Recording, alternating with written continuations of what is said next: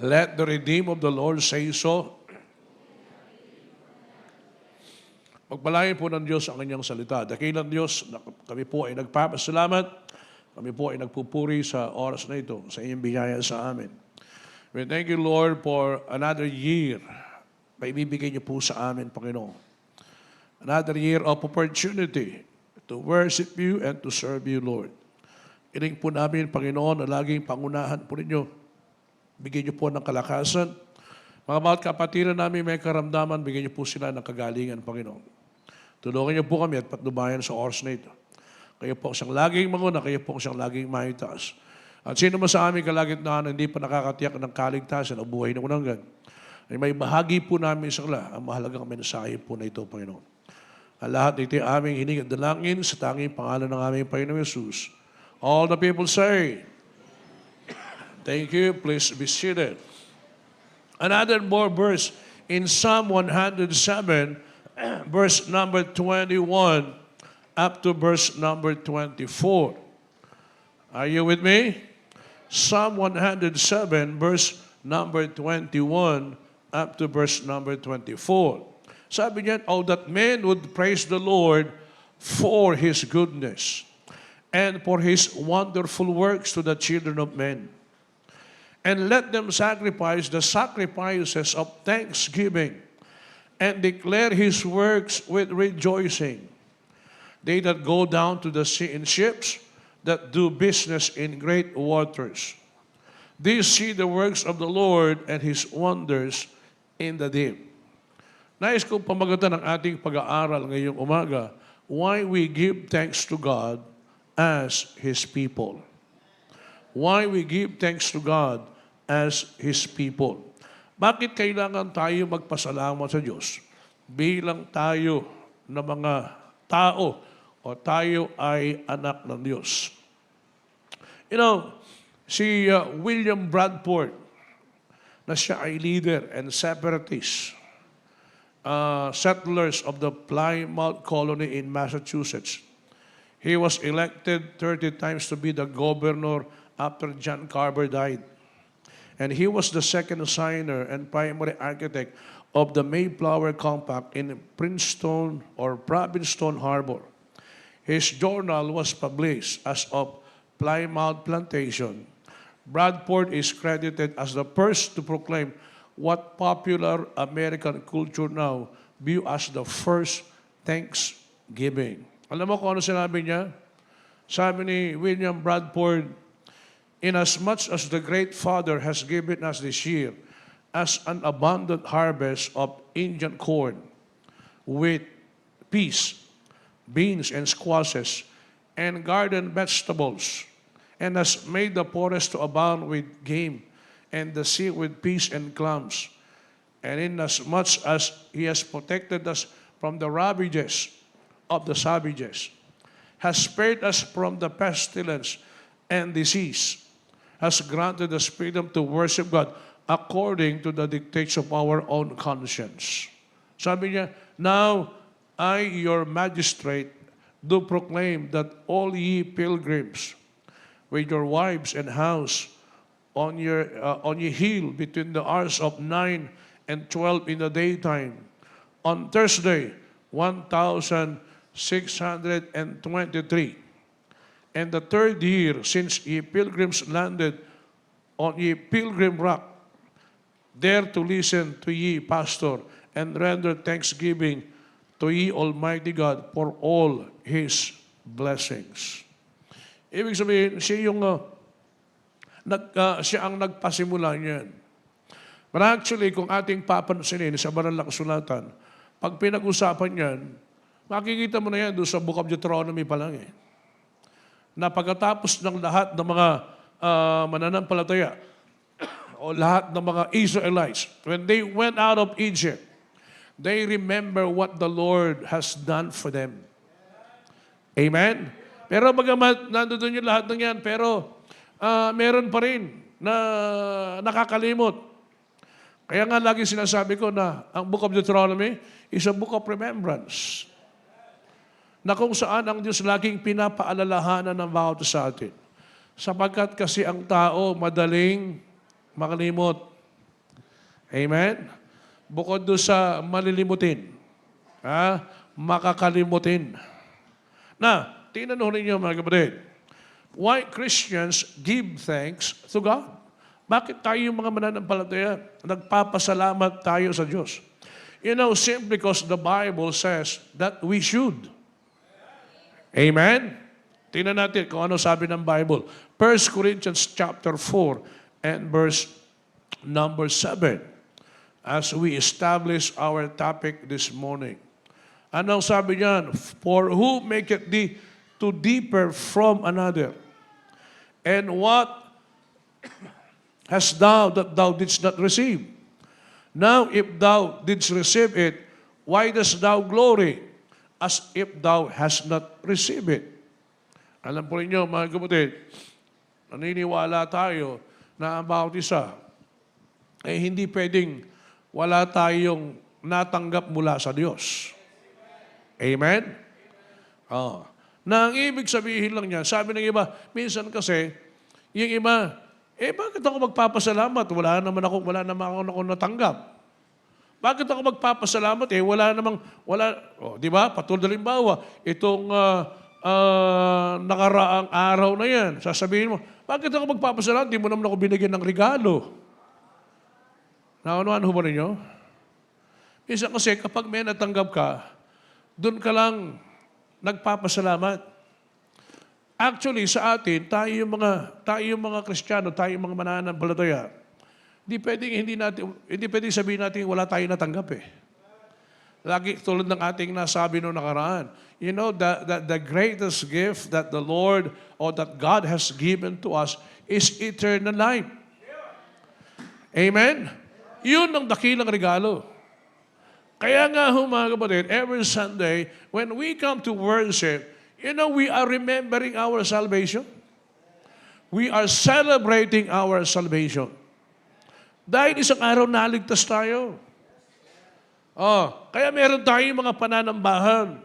Sa tuwing tayo ay nananambahan, nagpapasalamat tayo sa Panginoon. Inaalala natin na isang araw tayo na bilang makasalanan, tayo ay patungo sa kapahamakan, iniligtas tayo ng Panginoon. And has given us eternal life. Not only giving us eternal life, but also gave an assurance that someday, kapag tayo ay nawala dito sa mundo ito, alam natin kung saan tayo pupunta. Amen? Kaya nga mga kapatid, ibig sabihin yan, meron tayong dapat ipagpasalamat. Ano sabi ng Job 1:21? Sabi niya, and said, naked came I out of my mother's womb, and naked shall I return thither. The Lord gave, and the Lord hath taken away. Blessed be the name of the Lord. Amen? The Lord gave, and the Lord hath taken. Alam mo ba, sa lahat ng mga bawat ibinigay ng Diyos sa atin, ang Diyos lang ang pwedeng kukuha niyan. Amen? Salamat na lang sa kaligtasan na binigay ng Diyos sa atin. Hindi niya binabawi yung kaligtasan natin, di ba? Bira, ganun pala ito, babawihin ko na lang ito. Hindi ka naligtas, ha? Wala hong ganun. Napakabuti ng Diyos talaga. Amen? Napakabuti ng Diyos na sa buong isang taon na ito, na sa lahat ng ating mga bawat ginawa, naging mabuti ka man o hindi, kung tinanggap mo siya bilang iyong tagapagligtas, hindi niya binabawi yung kaligtasan na binigay niya sa iyo. Amen. Kung halimbawa sa katigasan ng ulo mo, sasabihin niya, aalisin ko na lang yung kaligtasan na ito. Pero salamat sa Bible, walang sinabing ang kaligtasan nawawala eh. Para sa lahat ng mga bawat naniwala, para sa lahat ng tumanggap. Amen? Amen. You know, there is no such in the Bible that tells that your salvation can be loose. Basahin mo yung lahat ng mga talata na kung saan, lahat ng mga bawat sinasabi niyan. Ibig sabihin, ang lahat ng mga yan, tumutukoy yan doon sa kaligtasan na kung saan meron ka. Tandaan na ho natin, ang kaligtasan, hindi tayo nag-iingat. Ang Diyos ang nag-iingat. Tama ba? Kaya nga ho mga kapatid, alam niyo, hindi lang yan. But all the things that we have, may mga bagay na kung saan tinanggap ka. Alam mo, yung mga yan, pwedeng nasa yan, pwedeng mawawala yung mga yan. It happens also in the life of Job. Tama? Amen. So sabi ni Job, blessed be the name of the Lord. In 1 Peter chapter 5, verse number 18. 1 Peter chapter 5, verse number 18. Ano sabi ng talata? In everything, give thanks, for this is the will of God in Christ Jesus concerning you. Now, tinanong niyo maigi mga kapatid. You know, there are some practical functions of thanksgiving in the life of the believer. Thanksgiving plays an important role in our relationship with God. It serves at least some important function in helping us as we walk with Him as we should. Are you still with me? Now, alam mo ninyo, merong napakahalagang ginagampanan sa atin bilang mga mananampalataya. Ang pagpapasalamat patungkol sa ating relasyon sa ating Panginoon. At ito'y mahalaga sapagkat tinutulungan tayo sa ating paglakad bilang isang mananampalataya. Na makita natin kung ano ang ating kakayanan, makita natin ang ating sarili, makita natin kung ano ang kakayanan na meron ang ating Diyos. Amen? Kaya, alam mo ninyo mga kapatid, kinakailangan lamang na ito ay dapat makita natin. Kinakailangan lamang na dapat ma-realize natin so that we as believers in Christ or Christians, alam natin na kung bakit tayo ay naririto, hindi ho dahil sa atin, kundi dahil sa Diyos. That the main reason why you have that eternal life and you have that salvation, it is not because of us, but because of God in our lives. Amen? At meron tayong dapat ipagpasalamat sa Kanya. Meron tayong dapat ipagpuri sapagkat tayo bilang mga tao, bilang mga anak ng Diyos, bilang mga mananampalataya, hindi pwedeng sabihin natin, wala tayong natanggap. Ang Diyos ang nagbigay sa atin. Ang Diyos ang nagkaloob sa atin ito. At ang tanging layunin ng Panginoon na sa lahat ng mga yan na tayo ay nakatanggap, tayo ay matutong magpasalamat sa ating Panginoon Diyos. Let's move on to point number 1. Giving thanks protects us from pride. Bakit kailangan tayo magpasalamat? Kasi kapag nagpapasalamat tayo, pinoprotektahan tayo para hindi tayo Para hindi tayo ma-engulf ng ating sarili. At pride ang siyang umiral sa atin. Okay? You know, it is an acknowledgement of the source of our blessing. It means na ang bawat sa atin, what blessing that you have, those are the blessing that comes from our Lord. Not by our own accomplishment have we prospered, but by the blessings of God. Kaya sumagana ka, hindi dahil sa iyo sarili, kung hindi dahil sa Panginoon. You know, the thankless heart is prideful, selfish heart, but the thankful heart is submissive and obedient. Amen? Now, tingnan natin. Consider natin yung warning ng Panginoon sa mga Israelites. Open your Bible in the book of Deuteronomy chapter 8. And let us read beginning in verse number 6. You know, one of the greatest dangers to God's people throughout history has been comfort and complacency. Alam mo, kung minsan, kapag nakakaramdam ka na ng comfort, ang tendency, nagiging complacent na tayo. Parang, ibig sabihin ng complacent, nagiging self-sufficient na tayo. Amen? Na, tingnan ninyo, ang warning ng Diyos sa mga Israelites. Sabi diyan sa verse number 6, therefore thou shalt keep the commandments of the Lord thy God, to walk in His ways and to fear Him. For the Lord thy God bringeth thee into a good land. What is that good land? That is the promised land. Amen? A land of brooks of waters, of fountains and depths that spring out of valleys and hills.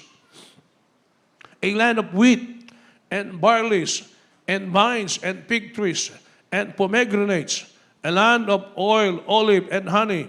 Stones are iron, out of whose hills thou mayest dig brass. Verse number 9, a land wherein thou shalt eat bread without scarceness, thou shalt not lack anything in it. A land whose stones are iron, out of whose hills thou mayest dig brass. When thou hast eaten and art full, then thou shalt bless the Lord thy God for the good land which is what he hath given thee. Verse number 11, beware that thou forget that the Lord thy God, in not keeping his commandments and his judgment and his statutes, which I commanded this day. Lest when thou hast eaten and art full, and hast built goodly houses, and dwelt therein, and when thy herds and thy flocks multiply, and thy silver and thy gold is multiplied, and all that thou hast is multiplied, then thine heart be lifted up, and thou forget the Lord thy God, which brought thee forth out of the land of Egypt from the house of bondage. Now, tinanong ninyo maigi. Ito yung warning ng Diyos sa mga Israelites. Remember that when the Israelites, okay, when they were in Egypt, ano sila doon? Slaves sila doon. Sila ay mga alipin doon, mga kapatid. Okay? At bilang alipin, ibig sabihin yan, wala kang karapatan para sa iyong sarili. Ang alipin, kung sinong nakabili sa iyo, yun ang boss mo. Amen? Kasi noon, ganun yan eh. Oh, bilihan ng ano yan. Kaya noon, meron tinatawag na merong isang lugar doon na kung saan, ang gagawin mo, kung gusto mong bumili ka ng alipin, okay, nandoon yan. Oh, kaya nga, minsan bibili ka, babayaran mo yan. Ibig sabihin, kapag binili mo yan, ikaw ang mayroong karapatan sa kanya. Amen ba? Yung mga Israelites, alipin sila nung sila ay nandoon sa Egypt. Wala silang karapatan para sa kanilang sarili. Kahit nga magsamba, wala silang karapatan eh. Di ba? Si Pero, kaya hindi sila makaalis doon eh. So anong ginawa ngayon? And by being slaves in Egypt, anong ginawa ng Diyos? Kanyang ginamit si Moses para alisin sila doon. Amen ba? At ang pangako ng Diyos sa kanila, dadalhin sila doon sa lupang pangako. Dadalhin sila doon sa promised land. Kasi dahil sila ay alipin doon, sila yung mga nagbibuild ng yung mga pyramids doon. Kaya kung kayo ay nanood ng Ten Commandments, di ba, doon sa ginawang pelikula, makikita mo kung ano yung trabaho nila doon. Makikita paano sila lumabas doon. Alam niyo, ito ay halimbawa natin nung tayo ay hindi pa mananampalataya. Nung tayo ay hindi pa Kristiyano. Na tayo ay alipin ng kasalanan. Are you with me? Alipin tayo ng kasalanan. Ano man ang sasabihin ni Satan na gagawin mo, yun ang ginagawa mo. Kaya nga wala tayong kakayahan para magbago eh. Bakit? Makasalanan tayo eh. Alipin tayo ng kasalanan. Tama? Amen? Kaya gusto mong bumait, hindi mo magawa. Bakit? Alipin tayo ng kasalanan. Na ang mga Israelites, ganun din yan. Until one day, the Lord used Moses to bring all those Israelites out of Egypt. Amen ba? Alam naman natin kung ano naging istorya niyan. Na nung sila ay papalabas pa lang, binabawalan sila ni Pharaoh. Hinabol sila. Nakita nila doon yung mga great miracle ng Panginoon, how the Lord really saved them. Amen? Yung hinati yung dagat. Sinong may gawa na yan? Walang iba kundi ang Diyos. That is the greatest salvation that they have from being slave in Egypt. Tama ba ako? Ganon din ho tayo, mga kapatid. Ang bawat sa atin makasalanan, pero isang araw, iniligtas tayo ng Diyos. Pinalaya tayo mula sa pagiging alipin. Kaya nga, yung lahat ng mga naniwala at nanampalataya sa Panginoon, ano sabi ng Bible? Sila ay binigyang karapatan upang maging anak ng Diyos. Kaya kapag nanampalataya ka kay Jesus Christ, hindi ka na alipin ng kasalanan. Amen? Ano ka na? Anak ka na ng Diyos ngayon. O, tanungin kita, anak ka ba ng Diyos? O, ibig sabihin yan, doon pa lang, meron ka nang dapat ipagpasalamat sa Kanya. Dahil kung hindi sa Diyos, dahil doon sa hindi sa kanyang kung hindi dahil doon sa kanyang ginawa, wala kang masasabing katiyakan ng buhay na walang hanggan. That's why when we accepted the Lord Jesus Christ as our Savior, you are no longer slave of sin. But you are a child of God. Tayo ay naging anak ng Diyos. Tama? Na, tingnan nyo, habang sila ay papunta lang palang doon, anong sabi ng Panginoon sa kanila? I will bring you to the promised land. Dadalhin ko kayo doon sa lupang pangako na kung saan ito ay sagana. Tandaan ho natin, nung lumabas sila mula doon sa Egypt, wala silang dala kahit na isa. Amen? Wala silang dalang refrigerator. Wala silang dalang mga tangi kung ano yung nakakita ka na ba ng tumatakas, dala-dala mo di ba yung mga babae, pag halimbawa, magsiswimming lang at pagpupunta doon sa dala nila kaagad pati yung baul nila, o kaya. Lahat na lang, dala. Alam mo niya, doon hindi pwede. Pag tatakas ka, yun lang kung anong pwedeng madampot mo. Tama? Amen. So it means to say that they don't have anything. Hello? Kita mo yan, tinan mo, wala sila. Sila itatawid. Hindi sila magdadala na kung ano paman. Anong sabi nila sa kanila? Ang pangako ng Diyos, dadalhin ko kayo doon sa lupa na kung saan hindi kayo ang nagsimula. Dadalhin ko kayo doon sa lugar na kung saan hindi kayo ang nagtanim. Amen? Basahin niya, Deuteronomy chapter 6. Dadalhin ko kayo doon sa lugar na kung saan hindi kayo ang nagtayo ng bahay. Dadalhin ko kayo doon sa lugar na kung saan hindi kayo ang naghukay ng mga balon. Anong ibig sabihin? Fully furnished. Amen? Anong tawag dyan? Ang tawag po doon, blessing. Are you listening? Pakinggan ho ninyo. Alam mo, nung ikaw hindi pa Kristiyano, hindi ka pa mananampalataya, ano bang buhay meron tayo? Kahit anong gawin mo, hindi mabago-bago. Tama? Sinubukan mo na lahat, pero wala din. But one day, when you came to know the Lord, it started in your life. Tama ba? Kailan nagsimula yan? Nagsimula yan nung maligtas ka. Nagsimula yan nung kayo magkaroon ng pananampalataya. Nagsimula yan doon sa buhay mo nung makilala mo ang Panginoon sa iyong buhay. Bakit? Kasi unti-unting nababago yung kaisipan natin eh. Ang ating kaisipan ay nagiging kaisipan ng Diyos. Tama ba? Amen. Nababago yung kaisipan na yan. Kaya hindi pwede sabihin mo Kristiyano ka, eto, ganun pa rin, kagaya pa rin ng dati, walang pagbabago. Tingnan mo, baka hindi ka Kristiyano. Kasi kung Kristiyano ka, meron kang mararanasang pagbabago sa buhay mo. Are you listening? Amen.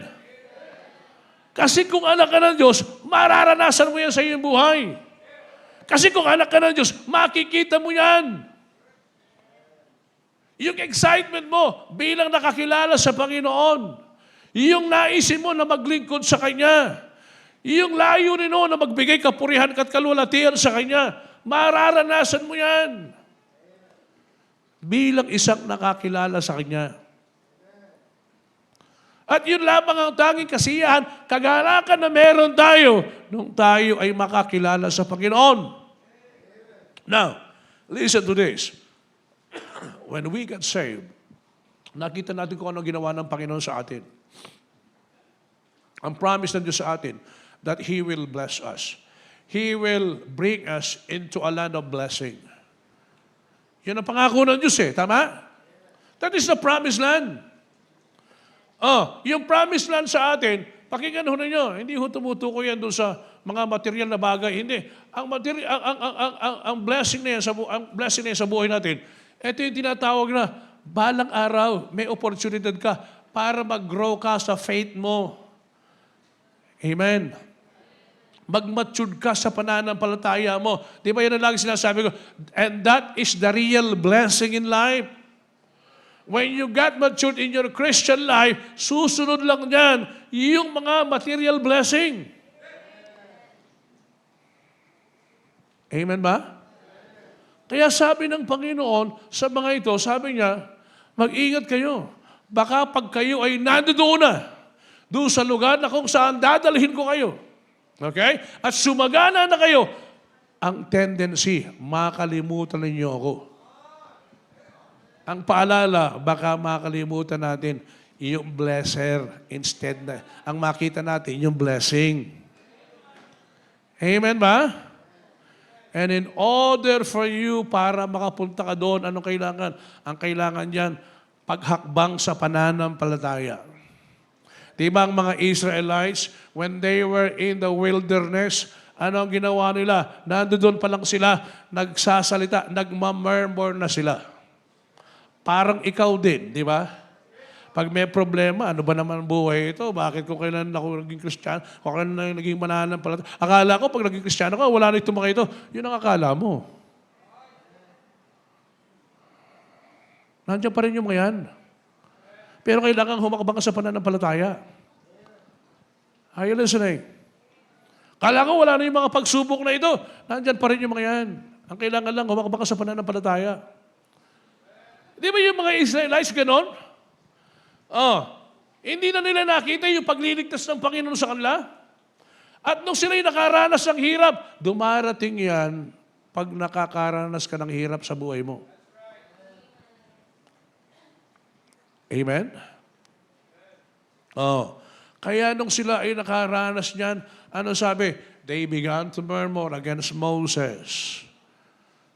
Pagkatapos, tingnan niyo yung mga provision ng Panginoon sa kanila. Look at what the Lord did to them. The Lord provided for them shelter. Tama? Sipin mo, nasa ilang ka, nasa wilderness ka, pinapayungan ka ng Diyos. Nung ulap, sino na nakaranas magpunta dito ng Middle East? Ay, sabihin ko sa inyo, pag nakapunta ka doon, pasasalamatan mo ang Panginoon at bakit nandito ka sa Pilipinas? Bakit? Doon, paglabas mo, puro init. Siguro yung araw, baka katabing bahay mo lang. Doon, para maalalamigan ka, papasok ka doon sa building na ganyan na naka-air condition. Pag lumabas ka, kahit dito kasi, pag halimbawang lumabas ka, punta ka lang doon sa lilim ng puno, malamig na eh. Doon, hindi. Kahit saan ka sumulok doon, mainit. Kaya ngayon magtatrabaho doon, bilib ako eh. Sipin mo yan. Nagbabanat ng buto, nagbibigay ng lakas nila para makapagtrabaho lang para doon sa mga pamilya nila. Pero ang hirap doon. Amen? Yung mga Israelites, nung sila ay nandun sa Egypt, ano ginawa? Pinapayungan sila ng Diyos. Paggabi, iniilawan sila ng Panginoon. Hindi lamang yan, nagpo-provide pa ng tubig para sa kanila. Tama? Hindi lamang yan, pinapakain sila ng Diyos. Anong pagkain nila? Manna from heaven. Tama? Nung nagsawa na sila, pinapakain sila ng Panginoon. Eto yan. Sabi niya, pag yung manna, ito ay nahulog doon sa inyo, binibigyan ng Diyos sa kanila. Ang gagawin ninyo, kakainin nyo lang, yung tama lang para sa inyo. Pero anong ginawa nila? Yung mga Baptist, anong ginawa nila? Nag-cellophane sila. Sa salita, sa panahon natin ngayon, nag-Sharon sila. Sa isa pang, kung hindi mo pa maintindihan, hindi ka pa makasakay, sa panahon ngayon, ang ginawa nila, nagbalot sila. Naintindihan nyo na ngayon. Isa kasi kailangan ibigay mo yung lahat ng mga yan para ganun pala yun. Di ba? Yung kumain ka na, gusto mo, nagbabalot ka pa. Sabi ng Panginoon sa kanila, kain lang kayo yung sapat para sa inyo. Baptist. Yun. Ano nangyari? Pag uwi, nasira lang. Amen? Kasi pagkakain ka, gusto mo, kakainin mo na. Kukunin mo na pati yung bukas, pati yung asawa mo, pati lahat ng ano. Alam niyo, yan ang ugali ng mga ano kumisa na... Amen? Sa handaan, kaya nauubos dahil... Maliban na kung halimbawa, hinayaan kayo na, pwede kayo magbalot. Hindi magbalot kayo, pero wala pa sinasabi, kumakain pa lang, nagkakawalaan na yung ulam. Pangit naman yan. Amen? Amen. Bakit nawala? Kinuha ni Sharon. Yung mga Sharonites. That is exactly, tingnan mo yung mga Israelites noon. Look what the Lord did to them. Yung ginawa, tingnan mo napakabuti ng Diyos, tama? Amen. Yung provision ng Panginoon para sa kanila. Ibig sabihin, ito yung lahat, yung mga provision ng Panginoon. Kaya lang mga kapatid, ito po yung lagi sinasabi ng Diyos sa kanila. Sabi niya, pag kayo ay nandoon na, at dumami na yung lahat ng tinatangkilik ninyo, mag-ingat kayo, baka makalimutan nyo ang nagbigay ng pagpapalang yan. Yung blessing na yan. Amen? Nakadalasang narinig natin, ay, kaya naman ako naging ganito, nag-aral ako Kaya naman ako ganito, dahil kasi ako yan Oo, ikaw yan. Pero tandaan mo, wala kang buhay kung hindi ka binigyan ng Diyos. Wala ka doon sa kinatatayo, yan, if it is not the Lord. Amen? Kaya hindi tayo pwedeng magkaroon ng pride Why? Because anything that is in us, it was given to us by the Lord. Ikaw, yung lahat ng yan, anak mo, pamilya mo, yung lahat ng mga yan, ibinigay ng Panginoon sa kanila. Kaya huwag mong kakalimutan yan. Kaya kapag ikaw, kinalimutan mo yan, ang ibig sabihin yan, ang pumapasok sa iyo, yung pride. Amen? Now look at this. You know, sad to say, that in hard times, we seek Him. In comfortable times, we forget Him. Nakakalungkot pag nakakaramdam ka ng hirap, sasabihin mo, Lord, sino po, tulungan niyo po, Panginoon. Di ba? Bigyan niyo po ko ng trabaho, Panginoon. Bigyan niyo po ko ng asawa, Panginoon. Ngayon at tinakang asawa, na ano? Lagi binibigay ko ng halimbawa, yung kumakanta ka pa nga dito, Take my life.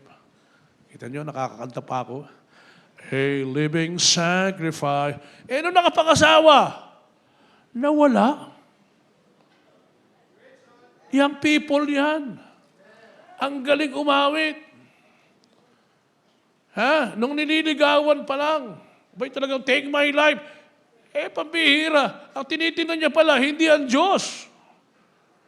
Ang tinitingnan niya yung boyfriend niya, take my life.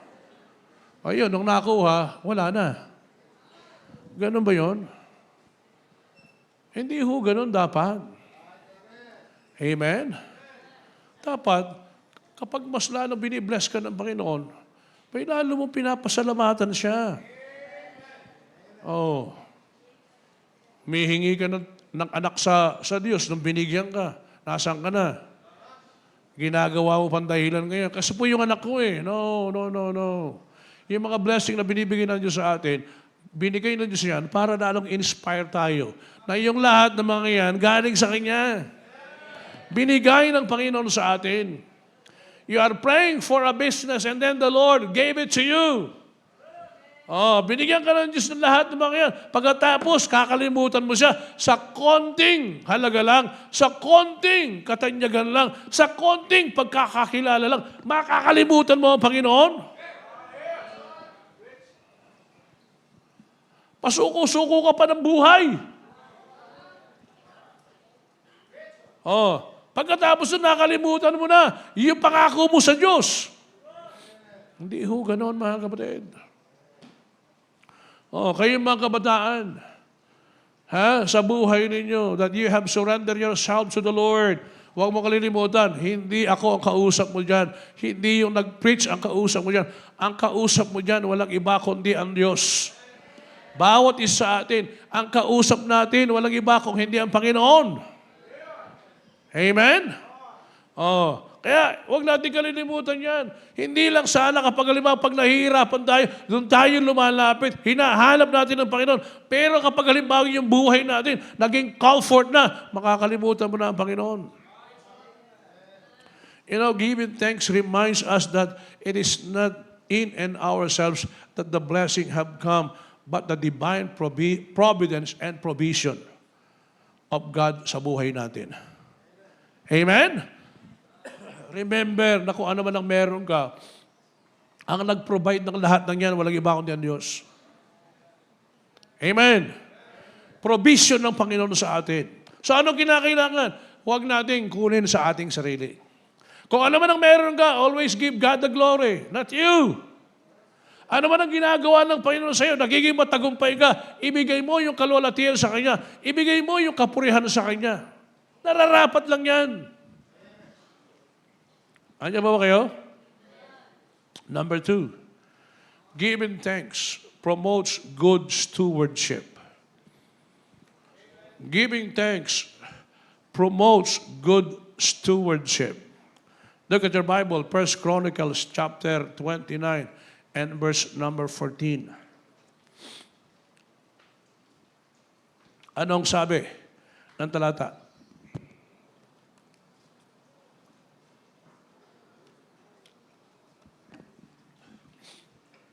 In verse number 14, are you still with me?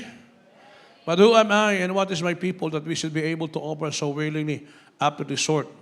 For all things come of thee, and thine own have we given thee. For we are strangers before thee, and sojourners, as were all our fathers. Our days on the earth are as a shadow, and there is none abiding. O Lord, our God, all this store that we have prepared to build thee an house for thine holy name, cometh of thine hand, and is all thine own.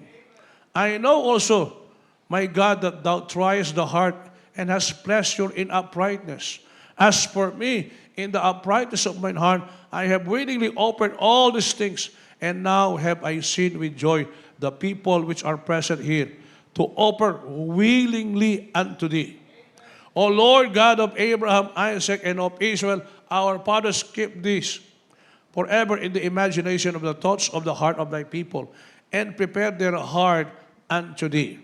Okay? So makikita natin dyan, mga kapatid, ang sabi ng banal na kasulatan. Okay?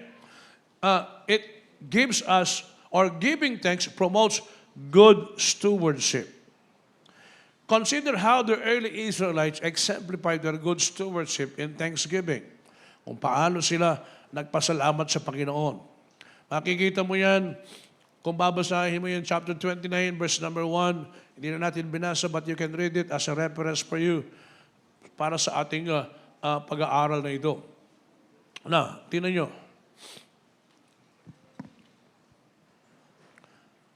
Kung ating titingnan, mga kapatid, consider natin na yung source and ownership na kung saan meron tayo, ito ay walang iba kung hindi ang ating Panginoon.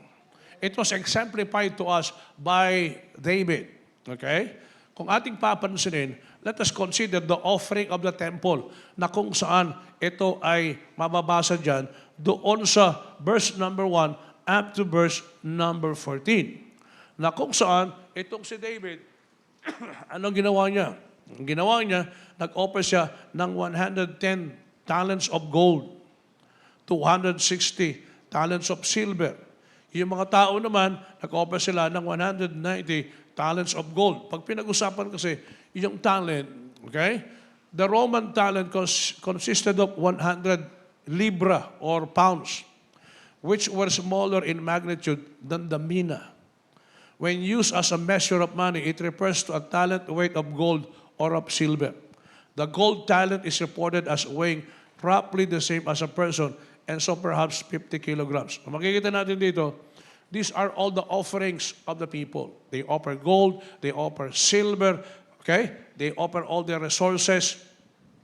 Kaya, makikita natin dyan, tingnan nyo ha, ibig sabihin dyan, mga kapatid, ang pagpapasalamat, ito ay nagpo-promote ng ating pagiging mabuting katiwala ng Panginoon. Amen ba? So what is the reason why they gave it to God o doon sa temple? Alam naman natin kung gaano karangya yung templo noon, di ba? Amen. Oh. Although hindi man ang nag-prepare ng lahat ng mga yan ay walang iba kundi si David at si Solomon, siya ang nag-build ng yung grandest na temple na yan. Amen? At doon sa mga nakaraang panahon, nawala. At yung temple na yan, ayun na yung nandoon doon sa Jerusalem. Na kung saan isang araw, si Kristo ay bababa doon. Tama ba ako? Amen. Alam niyo mga kapatid, ito yung kanilang ginawa. Ibig sabihin yan, ang kanilang pasasalamat, ito'y nagdala sa kanila upang patunayan nila na sila ay isang mabuting katiwala ng Panginoon. Na nagbigay sila sa Panginoon Diyos. Amen? Amen. Oh. Ibig sabihin, ito yung giving of their best to the Lord. Giving of their best to God. Kaya nga pinaliwanag doon sa talatang binasa natin in 1 Chronicles, yung binasa natin from verse number 14 to 18, pinaliwanag ni David, yung lahat ng mga yan. Ito yung nagdala, ito yung nagbunso sa kanila upang ito ay gawin nila. Ito ay dahil doon sa kung papaano sila pinagpala ng Panginoon Diyos. Amen? Sabi nga, wala naman tayong dapat ipagpasalamat kung wala naman tayo natanggap. Pero kung meron, marami tayong dapat ipagpasalamat. Kanina pa lang, sinabi na natin, ano bang binigay ng Diyos sa atin? And even up to now, hindi mo nakikita, hindi mo nare-realize kung ano ang ginagawa ng Diyos sa'yo. You are what you are because of what the Lord did in your life. Amen? Nung maligtas ka, nung makakilala ka sa Panginoon, nung nabago buhay mo, at eto ka na ngayon. Meron ba tayong dapat ipagpasalamat sa Kanya? Lord, salamat po sapagkat niligtas mo. Salamat po sapagkat binago mo yung buhay ko. Salamat po, Panginoon, sapagkat pinagpala mo ko. Are you listening? Look at this. Tandaan ho ninyo, there is always blessing when people becomes faithful to God. Amen. Kaya sabi niya, moreover, it is required in a steward that a man should be found, what? Faithful. Nang tao matagpuan siyang tapat.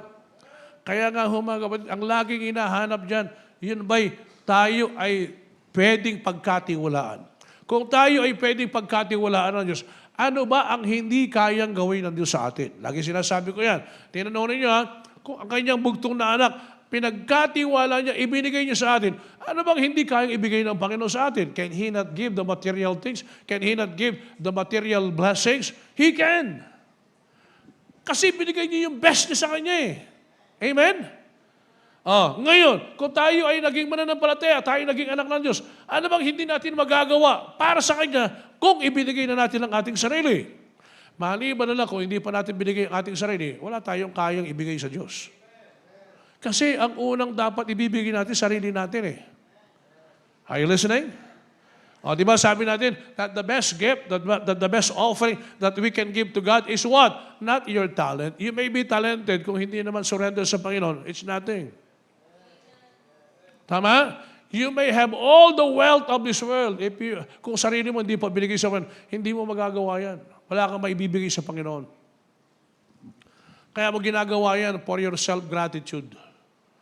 Hindi para sa Panginoon. Tama ba ako? Kahit na gaano ka karunong, kung ang buhay mo hindi suko sa Diyos, sasabihin ko sa iyo, wala kang pwedeng ibibigay sa Kanya.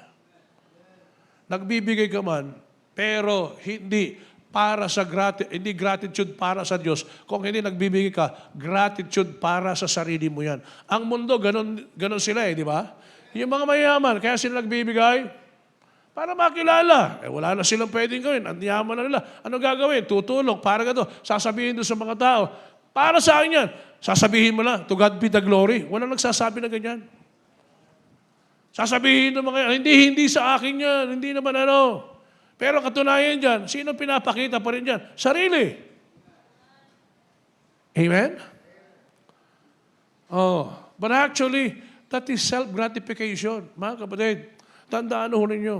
Ang dahilan kung bakit gagawin mo yan, bakit magbibigay ka, it is not for yourself only, but it is for the glory of God. Of course, mga kapatid, yung tinatawag na blessing dyan, it will come as we become faithful to the one who has entrusted us. Amen ba? Oh. Kaya yan ho yun eh. Kaya nga ho mga kapatid, kung ating papansinin, ang halimbawa pa lang, doon sa Old Testament, makikita natin si David. Okay? 3.6 million ounces of gold, 8.4 million ounces of silver, 6 million ounces of gold, 10,000 drams, Persian gold coin. Okay? Each of the 4.55 ounces or 45,500 ounces of gold coins, 12 million ounces of silver. Kita mo yung lahat ng mga yan. Saan nila dinala yan? They have put it in the tabernacle. In-offer nila yon. Bakit? Because that is their thanksgiving to God. Yun ang kanilang pasasalamat sa Diyos. Are you still with me? O, kaya nga po, mga kapatid, sa banal na kasulatan, not only in the Old Testament, but even in the New Testament, makikita mo yan, on how they really gave and become faithful to the Lord in their thanksgiving, yung kanilang pasasalamat. Tingnan niyo sa Acts chapter 2, verse number 42. Acts chapter 2, verse number 42. Ang sabi yun, and they continued steadfastly in the apostles' doctrine and fellowship, and in breaking of bread and in prayers, and fear came upon every soul, and many wonders and signs were done by the apostles. And all that believed were together, and all things common, and sold their possessions and goods, and parted them all, men as every man had need.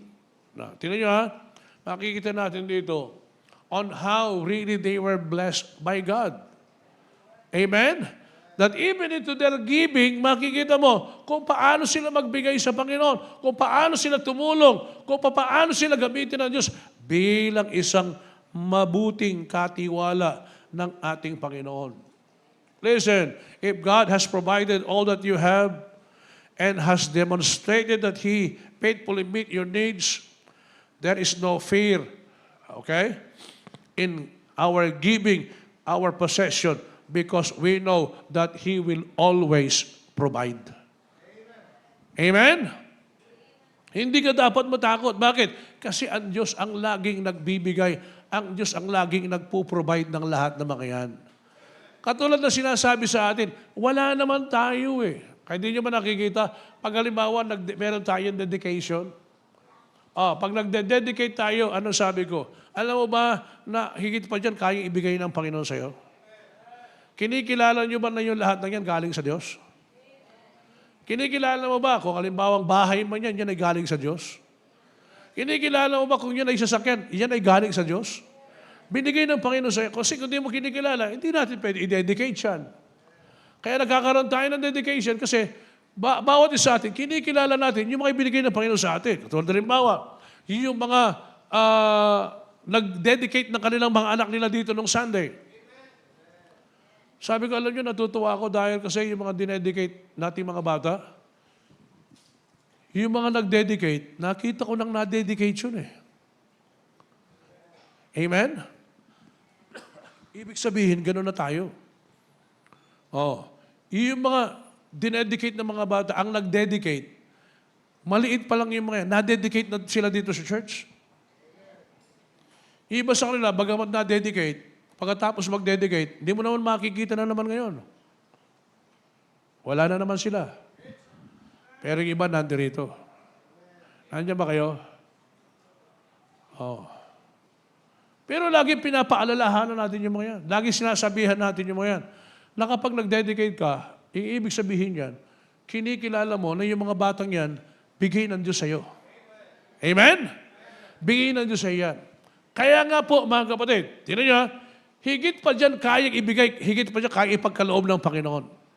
Bakit? Sapagkat kung ang bawat isa atin, tayo ay marunong magpasalamat. Ang pagpapasalamat ay pagkilala ng bawat isa na ang bawat kung ano man ang meron tayo, ito pinagkatiwala ng Panginoon sa atin at kinakailangan lamang mapagkatiwalaan tayo bilang isang mabuting katiwala ng ating Panginoon Diyos. At lalo pa tayong pagtiwalaan. Dahil kung ano man yung mga yan, higit pa dyan, kayang ibigay ng Diyos. Higit pa dyan, kaya ipagkaloob ng Panginoon. Ang mahalaga lang, tayo ay matagpo ang tapat. Amen ba? Huwag kang magbabago kapag dumadami na yan. Huwag kang manlalamig kapag halimbawa binibless ka na ng Panginoon. And if I were you, wherever you go, always glorify God in those things sa buhay mo. Sapagkat kung meron man, dapat pasalamatan ka. Walang iba, kundi yung Diyos na nagkaloob at nagbigay sa iyo nito. Kaya nga mga kapatid, I hope that each and every one of us, we will be a good steward of our God. Amen? Mabuting katiwala. Na pagdating doon sa pagbibigay o pagkakaloob, hindi na problema sa atin yun. Amen ba? Na pagdating doon sa pagbibigay, hindi na questionable para sa atin yan. Ang pangit, kung matagal ka nang mananampalataya at miyembro ng simbahan na ito, sa pagbibigay lang, laging question para sa yan. Na kapag tayo ay merong cheerful giving, laging wala ka. Saan ka nagpupunta? Tumatakas ka. Ayaw mong makinig. Hindi mo ba nakikita? Nawawala ka ng blessing sa'yo. Amen? Ano ang kinakailangan yan? Let us be more faithful to the Lord. Let us be more faithful to God. That when it comes, to our thanksgiving, that means to say we are showing that we are a good stewards of God. Number 3, ito yung pinakahuli, last. Amen? Giving thanks points us to the source of our security. Giving thanks points us to the source of our security. You know, a fundamental question that God's people must always face is this: whom or what do you trust? You know, many today place their confidence in their job. Saan ka ba nagtitiwala? Ikaw ba, nagtitiwala ka sa trabaho mo?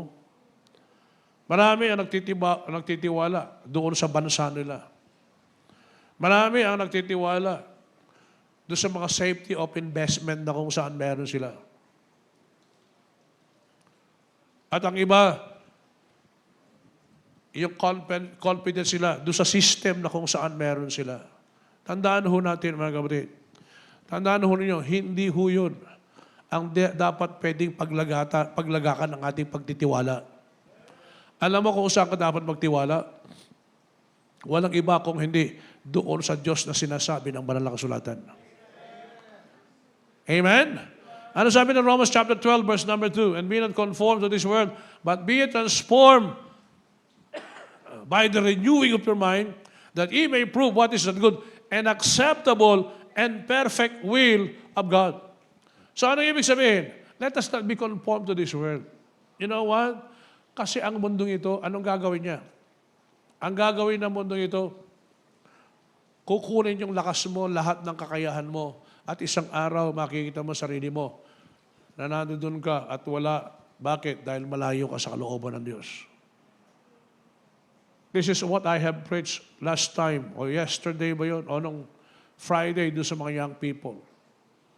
Ano sabi ng 1 John chapter 5 ba yun? Love not the world. Can we see that verse? Ano sabi ng talata?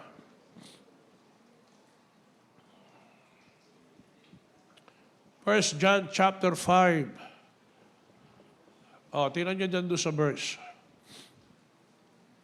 Ano sabi sa, chapter 2 pala, verse 15, I'm sorry. Kaya pala wala eh. 1 John chapter 2, verse number 15. Love not the world, neither the things that are in the world. If any man love the world, the love of the Father is not in him. Verse number 16. For all that is in the world, the lust of the flesh and the lust of the eyes And the pride of life is not of the Father, but is of the world. Verse 17. And the world passeth away, and the lust thereof. But he that doeth the will of God abideth forever. Ano sabi ng Banal Sulatan? He that doeth the will of God abideth forever. Ang gumagawa sa kalooban ng Diyos ay nananatili. Andyan pa ba kayo, mga kapatid? Na, tinanong ninyo. Now, I just want to tell you that our security does not depend on things of this world. And that is the reason why God says, love not the world. Neither the things that are in the world. For all that is in the world is what? The lust of the eyes. Tama? Maiinganyo ka doon sa ganda ng lahat ng mga yan. Mapapasama ka doon sa lahat ng mga yan. Mai-influensyan ka doon sa lahat ng mga yan. Tandaan ho ninyo, 100% na nakikita mo, nakatalim yan doon sa subconscious mind mo. And it may influence you someday. Kaya nga ho, napakahalaga sa buhay natin. Saan tayo dapat nakatuon? Dapat nakatuon tayo sa salita ng Diyos. Tama? Oh. Dapat nakatuon tayo sa salita ng Diyos. Yung sinabi doon sa Romans chapter 12. Ano sabi doon? And be not conformed to this world, but be transformed by the renewing of your mind. Look at this. Nung ikaw, nakikinig ka ng salita ng Diyos, anong ginawa nun sa'yo? Nabago yung lahat. Tama? Yung buhay mo, yung lahat ng sistema na kung saan meron ka, that even your plan, you have discovered kung ano ba yung tunay na plano ng Diyos sa buhay mo. Tama? Maraming mga nabago dyan. Because of what? Because of the Word of God. And because of the Word of God, ano nangyari ngayon? Nakita mo, nagkaroon ng pagbabago. Dati hindi ka nagbibigay, ngayon nagbibigay ka na. Bakit? Anak ka ng Diyos eh. Tama? Dati hindi ka faithful, ngayon faithful ka na. Dati, ang buhay mo, lagi yan sa mundo. Influensyado ng mundo yan. Pero ngayon, influensyado na ng salita ng Diyos. Tama ba? Ang sistema ng mundo, lalamunin ka niyan. Ang sistema ng mundo, sisirain ka niyan. Now, not only that, sabi niya, lust of the eyes and the lust of the flesh. Amen ba? Alam na natin kung anong mundo meron tayo ngayon. You know, we're living in the last days. The Bible is telling us. And the next one is the pride of life. Isang araw sa buhay mo, pag ikaw influensyado ng lahat ng yan, hindi ka na makikinig. Pag hindi ka na nakikinig at ikaw ay nandoon na yung pride, isang araw sa buhay mo, alam mo kung ano yung pupuntahan. Why? Because pride goeth before destruction. Amen? Hindi ka na makikinig ng salita ng Diyos. Nakikinig ka man, you are always offended. Bakit? Hindi ka masaya. Nasa simbahan ka, hindi ka nag-i-enjoy. Nasa mundo ka, hindi ka masaya. Kung talagang ikaw ay Kristiyano, hindi ka mag-i-enjoy sa sanglibutan. Hindi ka mag-i-enjoy sa mundo. Dahil pag nandoon ka, naaalala mo yung salita ng Diyos. Tama? Pag nandoon ka, naaalala mo yung sinabi ng Panginoon. At pag nandito ka naman, nasasaktan ka, na-offend ka, hindi ka masaya. Ang taong wala sa kanya ang kalooban ng Diyos, hindi siya masaya. Alam mo, ang tanging gawin mo para maging masaya ka, bumalik ka sa kalooban ng Diyos. And the world passeth away and the lust thereof, but he that doeth the will of God abideth forever. Our security are not the things of this world. Our security is of God and of His will. Gusto mong sumaya ka? Okay? 2024, Lord, beginning today, ang gagawin ko, babalikan ko yung mga bagay na kung saan hindi ko na ginagawa. Tandaan ho ninyo, kung nung ikaw ginawa mo itong mga ito, naging masaya ka, at hindi mo na ginagawa ngayon, balikan mo para sasaya buhay mo. Kung yun ay dati kasama ka at nakita mo kasiyahan at kagalakan, at hindi mo na ginagawa ngayon, it's time for you to go back again to God's will. Amen? Totoo yan. Kung ikaw naging unfaithful do sa giving mo, giving of your tithes and offering, nakita mo yan, and then the Lord has blessed you for that, and then after that, na-overwhelm ka doon sa lahat ng mga yan. Ano nangyari? Nanlamig ka, kinalimutan mo ang Panginoon, akala mo ikaw, akala mo sa'yo, hindi. Nakita mo ngayon, kahit meron ka, hindi ka masaya. Kasi bakit? Hindi naman talaga yun ang tunay na kasiyahan sa buhay mo eh. Ang tunay na kasiyahan sa buhay mo, walang iba kung hindi ang kalooban ng Diyos. Amen? That's why it is time for you to go back again to God's will. At hayaan mo na ang lahat ng mga yan. And let the Lord be the one para ipakita niya yung kanyang providence sa iyo.